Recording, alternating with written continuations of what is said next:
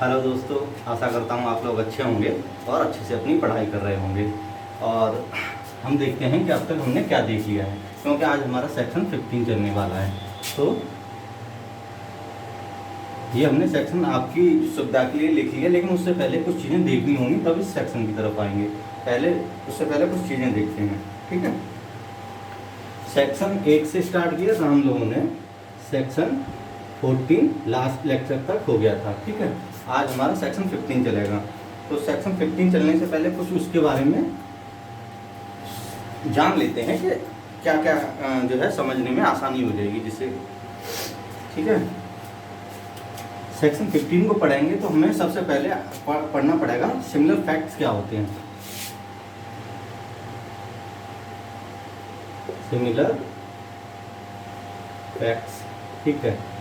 इसके लिए similar facts के लिए जानेंगे तो सबसे पहले एक ही चीज़ आप जान लें, उससे पता लग जाएगा कि कोई दो फैक्ट सिमिलर कैसे हो रहे हैं, ठीक है। पहला क्या है कि उन दोनों जो फैक्ट हैं, पहला फैक्ट एंड दूसरा फैक्ट, दोनों के फैक्ट इन इशू सेम होना चाहिए। मतलब फैक्ट इन इशू सेम हो। अगर मान लीजिए दो फैक्ट्स हैं जो, या इवेंट है, उनमें जो फैक्ट इन इशू सेम है, तो ये कह दिया जाएगा कि उनके बीच में सिमिलर फैक्ट्स हैं। इसको कैसे जान सकते हैं? इसको एक एग्जाम्पल के थ्रू जानते हैं। एग्जाम्पल कैसे? मान लीजिए ए पर जो है चार्ज है, तो उसने चोरी की है, ठीक है। अभी फिर दोबारा एक चार्ज लगता है ए पर, मान लीजिए ए के बी के खिलाफ की है, ठीक है। बी की कोई चोरी की है, ये फिर इसने दोबारा चार्ज लगता है इस पर, थेफ्ट का ही। मान लीजिए सी डी ई के खिलाफ की है, 3 लोगों के खिलाफ चोरी की है। तो इसमें जो फैक्ट इन इशू दोनों फैक्ट्स में, फर्स्ट में एंड सेकंड में फैक्ट इन इशू सेम है। कैसे सेम है? क्योंकि इस पे क्या होगा फैक्ट इन इशू, अब तक आप जान चुके हैं। इसमें यही तो फैक्ट इन इशू होगा कि क्या ए ने चोरी की है, पहले वाले में। दूसरे में भी यही होगा, क्या ए ने चोरी की है, whether A has committed the theft, ठीक है। ये इसका फैक्ट इन इशू हो गया। मतलब दोनों केसेस में, पहले वाले में और दूसरे वाले में, ये निकल के आ गया कि दोनों के फैक्ट इन इशू सेम है, तो इसी को सिमिलर फैक्ट कहेंगे, ठीक है। अगर इतने से नहीं समझ में आया तो एक और एग्जांपल ले लेते हैं, ठीक है।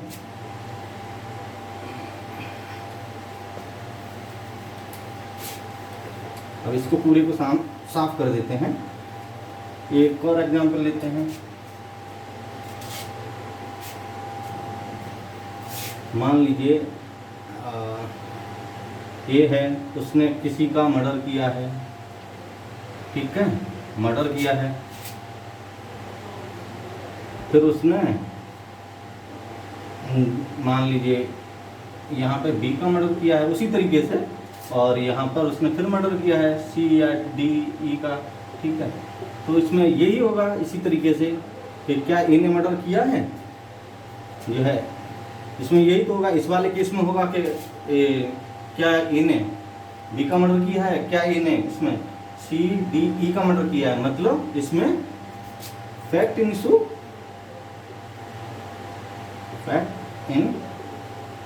इशू सेम हो जाएंगे, तो ये सिमिलर फैक्ट हो जाएगा, ठीक है। यही जानना है। लेकिन आपका अगला क्वेश्चन होगा, ये क्यों बता रहे हैं आप कि सिमिलर फैक्ट और के बारे में क्यों बता रहे हैं? तो इसका आंसर ये निकल के आता है, आप देखेंगे। मान लीजिए कोई केस है, एक केस है ए, एक दूसरा केस है बी, दो अलग अलग केस हैं। अगर मान लीजिए इसके फैक्ट्स अलग होंगे, इसके फैक्ट्स अलग होंगे, ठीक है। तो बात ये आ रही है कि क्या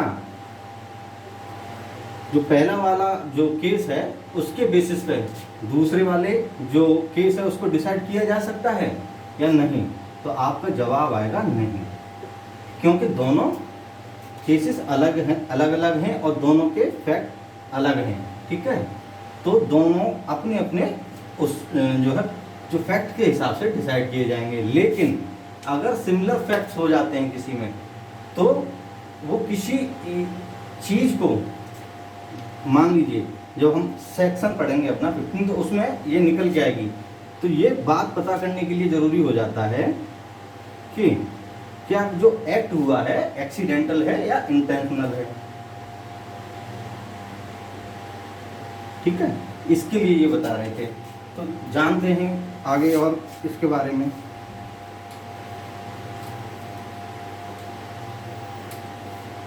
ठीक है, क्योंकि हाँ आप ये भी जान चुके हैं, क्योंकि मान लीजिए जो पहला वाला केस था ए वाला जिसमें उस पर थेफ्ट का चार्ज था। ठीक है, पहला वाला जो केस मान लीजिए जिसमें बी के विरुद्ध था, तो ऐसा तो नहीं है मान लीजिए ए पर ही दोबारा चार्ज लग रहे हैं थेफ्ट के, मान लीजिए सी डी ई के खिलाफ जो लग रहे थे, कि जरूरी थोड़ा ना है कि इसने मान लो इस समय चोरी की हो, जरूरी थोड़ा ना है इसने दूसरी बार भी चोरी की हो। ठीक है, क्योंकि इससे कोई चीज़ प्रूव नहीं होती, हो सकता है वो चोरी ना करे, वो सुधर गया हो, ये चोरी किसी और ने की हो, इस पर ये चार्ज लगा हो। तो हर केस अपने अपने जो है फैक्ट के हिसाब से जो है डील किया जाता है। ठीक है, और क्या है इसमें, लेकिन जब हम अपना जो है इंडियन एविडेंस एक्ट पढ़ते हैं, इंडियन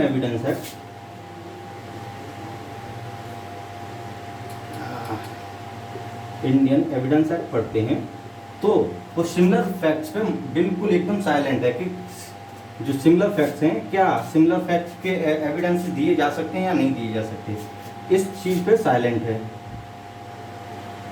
ठीक है,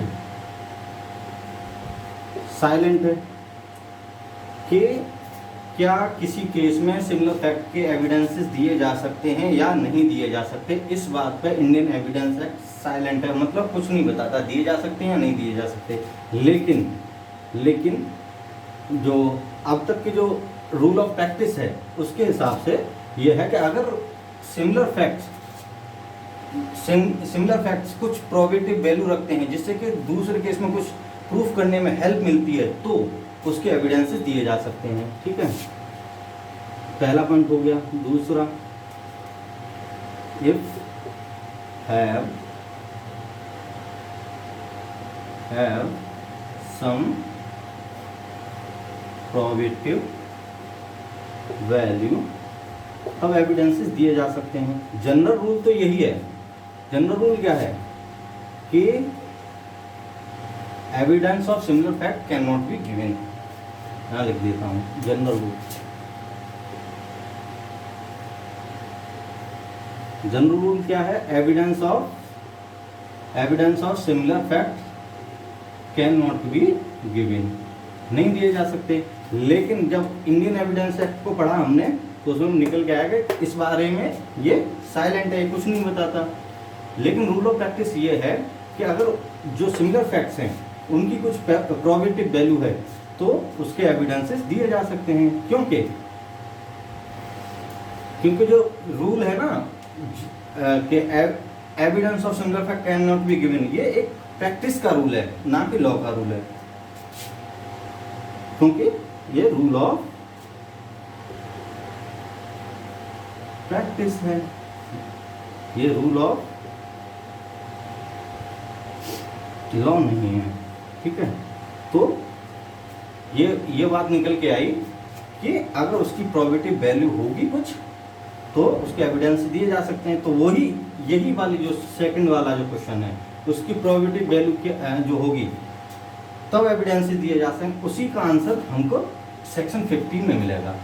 तो एक बात आती है निकल के कि जो जनरल जो प्रिंसिपल आपको बताया कि रूल ऑफ कि सिमिलर फैक्ट्स के एविडेंस नहीं दिए जा सकते, तो वो ऐसा क्यों हो रहा है, उसके पीछे भी कोई रीजन होगा, क्योंकि लॉ में रीजन बहुत जरूरी होता है। रीजन मतलब रेशियो डिसेंडाई, तो उससे बिना रीजन के कोई भी चीज़ प्रूफ नहीं मानी जाती। तो इसमें पहला रीजन ये लोग देते हैं कि अगर मान लीजिए एविडेंस ऑफ सिमिलर फैक्ट्स दे दिए जाएंगे तो जो जज है, जज प्रेजुडिस हो जाएगा, उसकी एक ओपिनियन बन जाएगी कि इसने पहले भी अपराध किया है, अब हो सकता है इसने दोबारा भी ये अपराध किया हो, तो जज के माइंड को प्रेजुडिस करेगा जी।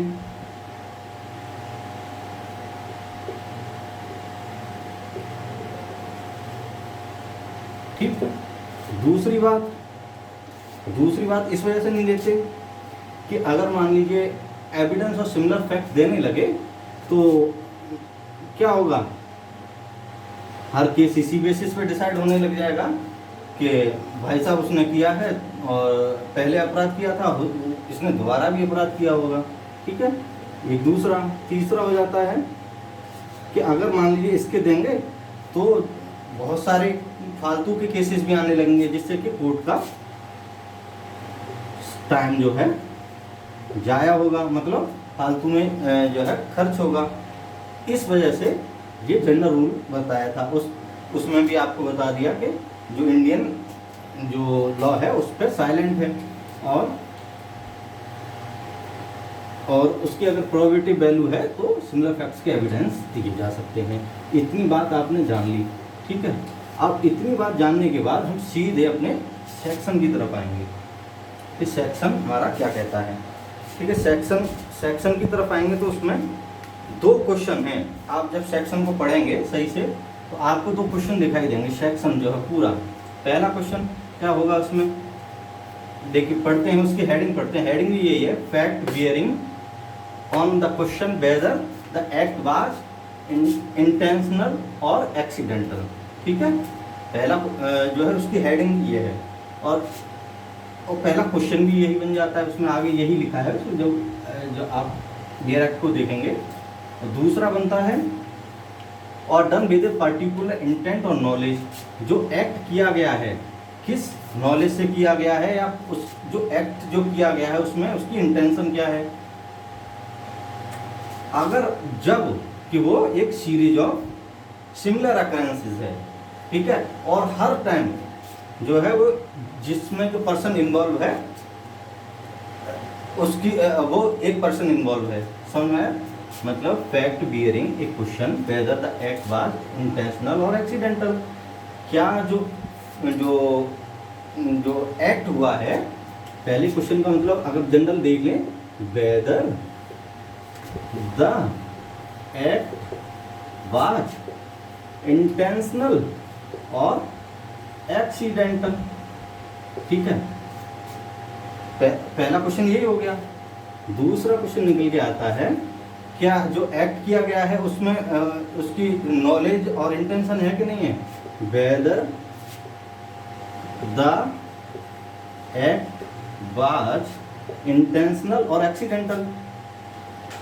क्यों? क्योंकि वो सारा एक सीरीज ऑफ, देखिए यहां पे देखिए, सिमिलर अकरेंसेस से हो रहा है, जो एक्ट हो रहा है। ठीक है। The fact that such form part of the similar occurrences. ठीक है। अगली बात इसमें आती है कि हर बार एक ही आदमी उसमें इन्वॉल्व है। ठीक है। तो कहने का मतलब हुआ, इस सेक्शन में सिर्फ ये जानने की कोशिश होगी कि कोई भी एक्ट इंटेंशनल है, ठीक है, इंटेंशनल है, नॉलेज से किया गया है कि नहीं किया गया है, एक्सीडेंटल है। ठीक है। ये सारी चीज़ों को जानने की कोशिश की जाएगी। अगर मान लीजिए आप एक एग्जांपल लेते हैं, उसी से सारी चीज़ें आपको और समझ में आ जाएंगी। उसी में सारी चीज़ों को, जो चीज़ें इनको रिलेट करके बता देंगे। क्या है एग्जांपल देखिए। मान लीजिए एक व्यक्ति हैं, इनके पास हैं 4 घर हैं, 5 कर लीजिए हाउस हैं। 1 2 3 4 और 5, इनके पास 5 घर हैं, ठीक है। और इन्होंने हर घर जो है मान लीजिए एक को छोड़ दिए, 4 को छोड़ दीजिए, और बाकी सबका इंश्योरेंस करा रखा है इन्होंने। इंश्योरेंस इंश्योरेंस इंश्योरेंस, इसका भी इंश्योरेंस, 4 वाले का नहीं करा रखा है, ठीक है। होता क्या है कि इसमें आग लगती है और ये इसका इंश्योरेंस भी ले लेते हैं। मान लीजिए इसमें पहले वाले में, दूसरे वाले में ऐसा होता है कि इसमें आग लगती है और इसका इंश्योरेंस भी ले लेते हैं। तीसरे वाले में भी ऐसा ही होता है कि उस घर में आग लगती है और उसका इंश्योरेंस भी लेते हैं। चौथे वाले में आग नहीं लगती है, ठीक, लेकिन 5वें वाले में लगती है और उसका इंश्योरेंस भी ले लेते हैं। तो आप जब देखेंगे जिस सीरीज ऑफ सिमिलर अकरेंसेस है, क्या ये एक्सीडेंटल है या इंटेंशनल है, जो आप देखेंगे तो पता करेंगे कि सिर्फ उन्हीं घर में आग लग रही है जिनका उसने इंश्योरेंस करा रखा है और इंश्योरेंस उसने लिया भी है।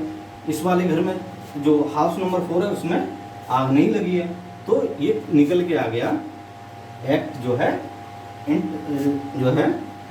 3 चीज़ें निकल के आएंगी इसमें। पहला, एक एक चीज़ का जवाब लेंगे। एक्सीडेंटल है, कोइंसिडेंस है, ठीक है, इंटेंशनल है, ठीक है। तीनों का आंसर लेते हैं।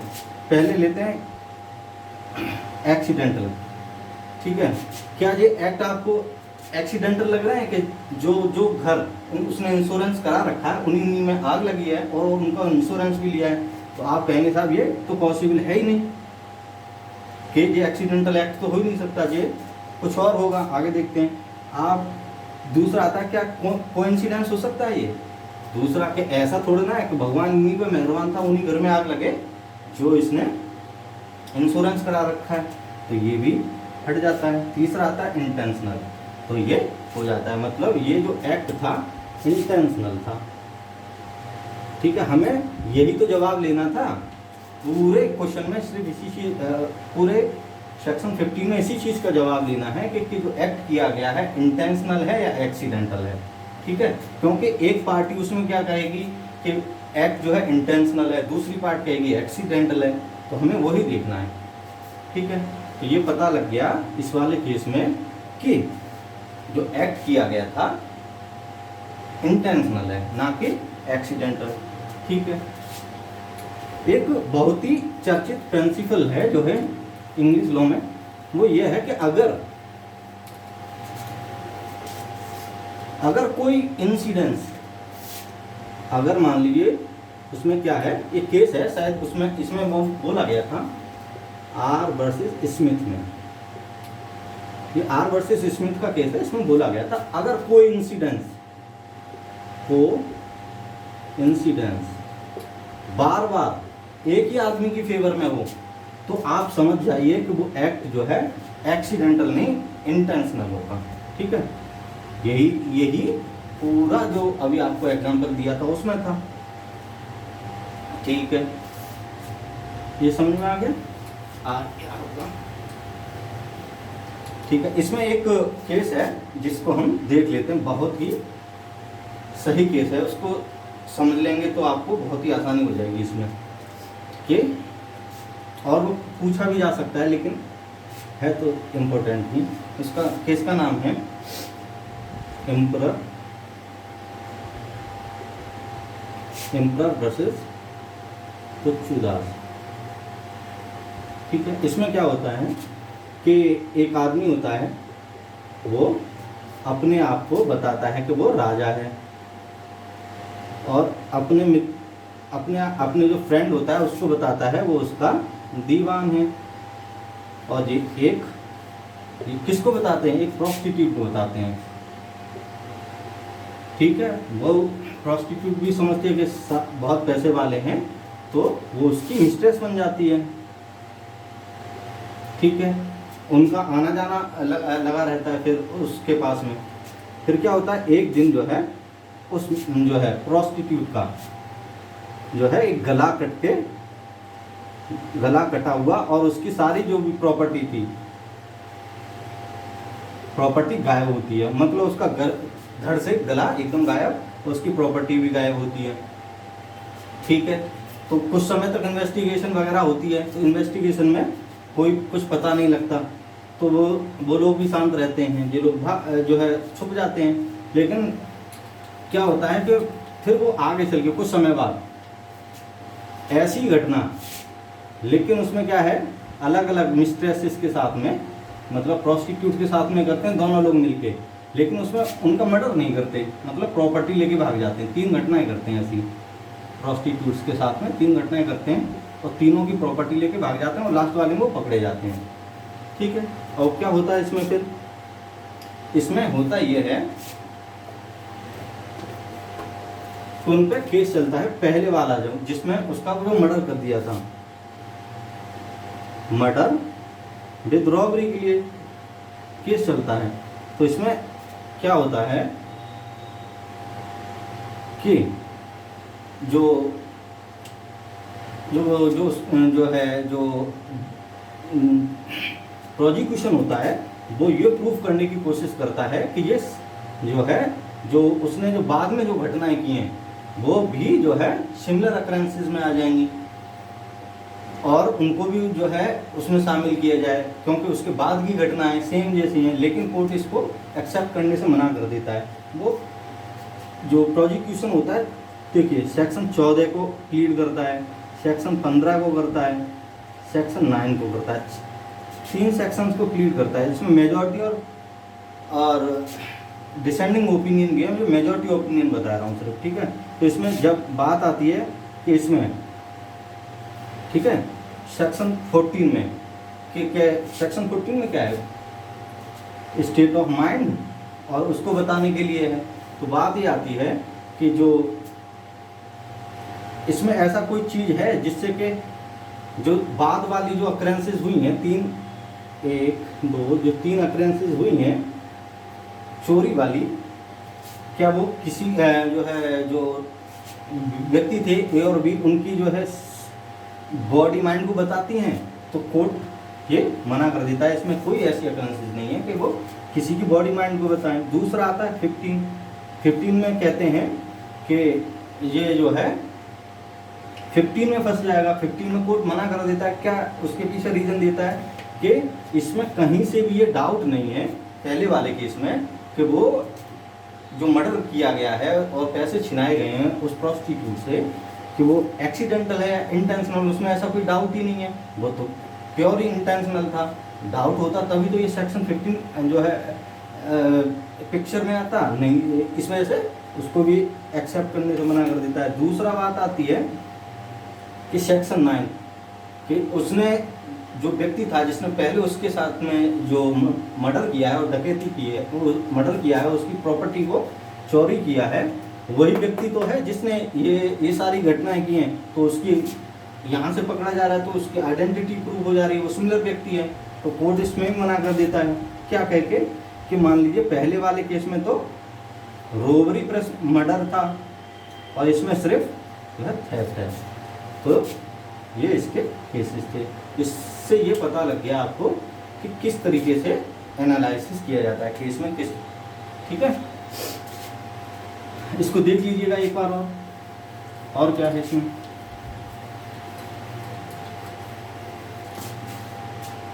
हाँ, अगली बात आती है क्या,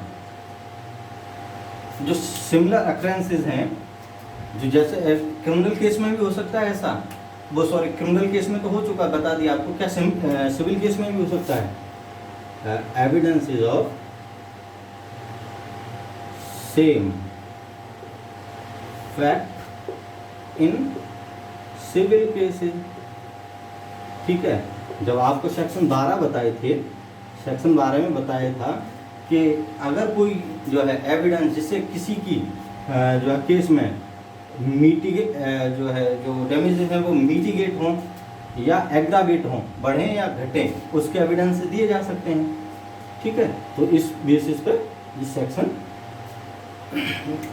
वो सिविल केसेस में भी एविडेंसेस और सिमिलर जो है फैक्ट के एविडेंसेस दिए जा सकते हैं। अगला बात आती है, एक और बात आती है जो इसमें पढ़ने में आएगी कि एविडेंसेस ऑफ मॉडस ऑपरेंडी या हॉलमार्क, ठीक है। क्या इस चीज के एविडेंसेस दिए जा सकते हैं सेक्शन 15 में? समझते हैं। इसको समझने के लिए एक छोटी सी स्टोरी समझते हैं, ठीक है। मान लीजिए एक गिरोह है, डकैतों का गिरोह है, ठीक है। उसकी आदत है कि जब वो अगर डकैती वगैरह करता है तो आदमी को मार देता है और उसकी एक उंगली काट लेता है, ठीक है। उसकी आदत ये मतलब प्रूव हो चुका है कि अगर मान लीजिए इस तरीके की घटना हुई है तो वो उसी गिरोह की होगी। कुछ समय बाद एक आदमी का डेड बॉडी मिलती है और उसकी एक उंगली कम मिलती है, एक उंगली कम है उसकी। जब उसकी एक उंगली कम है तो इसमें क्या है, मॉडस ऑपरेंडी मतलब कार्य करने के तरीके से का भी एविडेंस दे सकते हैं। उससे क्या प्रूव हो रहा है कि जो अभी जो डेड बॉडी मिली है, सिर्फ इस चीज के लिए दे रहे हैं मॉडस ऑपरेंडी का भी जो है एविडेंस कि एक्ट जो है इंटेंशनल है या एक्सीडेंटल है। तो उससे क्या प्रूव हुआ कि जो मर्डर किया गया है इंटेंशनल है ये, ठीक है, ठीक है, एक्सीडेंटल नहीं है,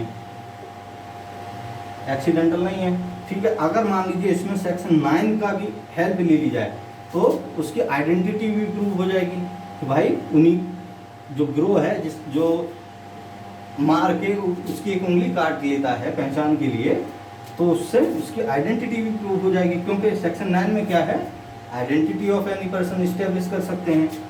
तो ठीक है, उसके गिरोह के बारे में जानकारी मिल जाएगी, ठीक है। तो आपकी समझ में आ गया, हॉलमार्क का भी यही मतलब होता है कि एविडेंसेस ऑफ मॉडस ऑपरेंडी भी इस सेक्शन में दिए जा सकते हैं, ठीक है। और क्या है इसमें, और तो कुछ नहीं है, लेकिन हाँ सेक्शन 14 के साथ थोड़ा सा आप इसको रिलेट करके देख लीजिए। उससे क्या है, आपको कंफ्यूजन ना हो किसी चीज़ का, ठीक है। सेक्शन 14 में क्या था, सेक्शन 14 में ये था कि आप लोगों ने देखा था कि जो एविडेंसेस ऑफ बॉडी माइंड, अच्छा सेक्शन 14 में यार मुझे ध्यान नहीं आता,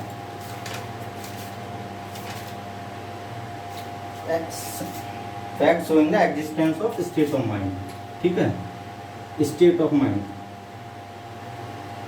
fact showing the state of mind. उसमें क्या था, किसी पर्टिकुलर इवेंट या जो एक्ट हुआ है उस समय उस व्यक्ति का कैसी इलविल है, गुडविल है, ठीक है, इंटेंशनल एक्ट है, रैश है, नेग्लिजेंट है, इसके लिए कर रहे थे। लेकिन सेक्शन 15 में सिर्फ इस चीज़ का जवाब मांगेंगे कि क्या जो एक्ट हुआ है वो इंटेंशनल है या एक्सीडेंटल है। मतलब इसमें बहुत सारी चीज़ें थी, उसमें से सिर्फ 2 चीज़ें उठा के इसमें रखी गई हैं, वो ये पता करने के लिए कि एक्ट इंटेंशनल है या एक्सीडेंटल है, ठीक है। ये बड़ा सेक्शन है, ये उसका एक छोटा पार्ट है, ठीक है। और देखिए सेक्शन 14 भी सिविल केसेस और क्रिमिनल केसेस दोनों पर लागू होता है, ये भी दोनों पर लागू होता है। सेक्शन 15 भी जो है सिविल केसेस और क्रिमिनल केसेस दोनों पर लागू होता है, ठीक है। मुझे नहीं लगता इसमें और कुछ बचा है, अगर और कुछ बचा हो तो आप बताइएगा, मैं आपको समझा दूंगा। इसके लिए आज के लिए इतना ही, धन्यवाद।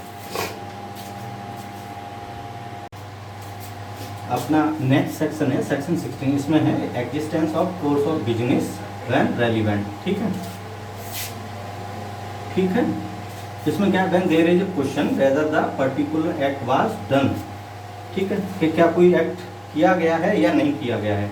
The existence of any course of business, कोई कोर्स ऑफ बिजनेस है, उसमें मतलब बिजनेस का कोई रूल है, according to which it is naturally would have been done, जिसके हिसाब से वो ये समझा जाता है कि वो हो चुका है। मतलब कि मान लीजिए किसी ट्रांजैक्शन के लिए जितना मिनिमम जरूरी है उतना आपने कर दिया है, तो यही समझा जाएगा कि वो एक्ट जो है कंप्लीट हो चुका है।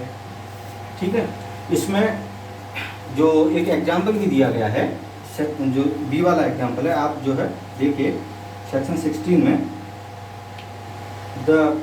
the question is whether a particular letter was reached, the fact that it was posted in due course and was not returned। ठीक है, अब ये क्वेश्चन था कि कोई लेटर जो है पहुंचा कि नहीं पहुंचा जिसको सेंड किया गया है। ठीक है, तो अगर उस पर सारी चीज़ें जो एड्रेस वगैरह है वो सही लिख दिया गया है और वो वापस नहीं आया है, तो यही समझा जाएगा कि वो पहुंच चुका है। यही कॉमन कोर्स ऑफ बिजनेस है। ठीक है, जो सेक्शन है अपना एक जो मैक्सिम है इस पर बेस है। अगर मैक्सिम याद ना हो कोई बात नहीं है, लेकिन इतना तो आप याद ही रखना। देखिए, the all act presume to have been done rightly. ठीक है, इसी मैक्सिम पर बेस है। इसका जो है लैटिन जो लिखा हुआ है ओमिनिया प्रोजोमिनी ट्रेट सिट सोलेमनर ऐसा एक्टस। ठीक है, इसका मतलब ये होता है all act presume to have been done rightly.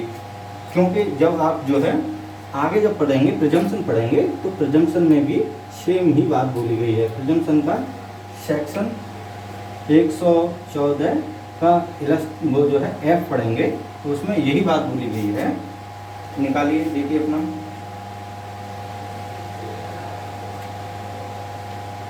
That, निकालिए that the common course of business have been followed in particular case.